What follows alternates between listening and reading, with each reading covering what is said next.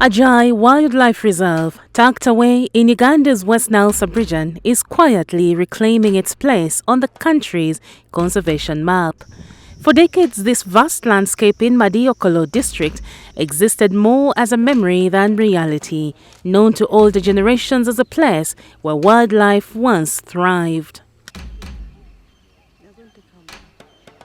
Covering more than 166 square kilometers, Ajai is defined by expansive wetlands, open grasslands, and rich birdlife. Its ecosystem once supported some of Uganda's most iconic species, including the white rhinos, which dominated these plains. But this landscape carries a painful history. By the 1970s, rampant poaching and years of insecurity caused by civil wars wiped out rhinos completely. What do I mean by comeback is that you have to go back and understand the history. Many of the young people don't understand the history of what war and instability and political turmoil can do to a country's wildlife. So basically you have decimation of populations, you have fighting groups that are basically relying on protected areas. Today, the loss is being reversed.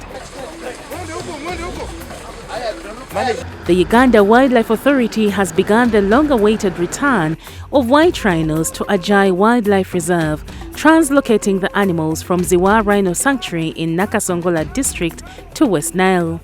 In the first phase, 4 of the 20 rhinos earmarked for Ajai this year have already been successfully relocated.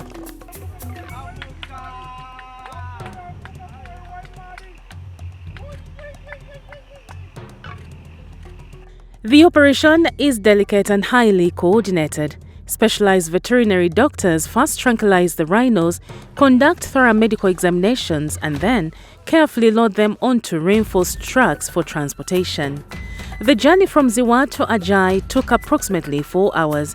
Upon arrival, the rhinos were successfully reintroduced into the wild, returning to a habitat they had not occupied for more than 50 years.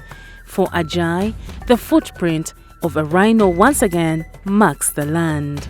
Where we've had the first ever rhino translocation in the country, and it has been 100% successful. We've never had this before, and it has been done with care and the sensitivity that it deserves. Our vet team has been on it. Our rangers, the community team, sensitizing the communities to ensure that they are able to receive these rhinos and partner with us. I can tell you, this is historical. 2 giant male rhinos, Jabari and Elias, are among the pioneers of this return. Jabari weighs 1,454 kilograms, while Elias tips the scale at 1,754 kilograms, making them among the largest land mammals ever reintroduced to Ajai. Why have we put them in the temporary holding facility? We need to allow them time to acclimatize with this environment. They've never been here before, so it's the first time they are here. They need to first acclimatize with the environment. According to conservation experts, the impact of the rhinos' return goes beyond wildlife protection. It's a new district. Madiokolo is a new district, so you could say that apart from subsistence farming, they don't have really much to really bank on. And also if you look at the whole West Nile, larger West Nile, they're really short on wildlife-related tourism. So here you're talking of a return of an iconic species. You're talking of a return of a mega fauna. This can't be something small. So you're talking of lots of revenues that will come in tourism. You're talking of infrastructure that is going to be set up in terms of hotels and lodges. You're talking of roads that are going to be worked on, for example, Pakwach to all the way to Wadelai, going up to Ajai. And several other opportunities which will come when they recruit more rangers, which is going to be automatic, because watching over these rhinos is not something small. You need. Dr. Asaba says the reintroduction is already unlocking new opportunities. He adds that Ajai's history offers an opportunity to blend wildlife and cultural tourism. You can also look at the local people. What about cultural tourism? Chief Ajai was a generous one, and the local people talk generous about him, of how he really loved conservation and all his efforts.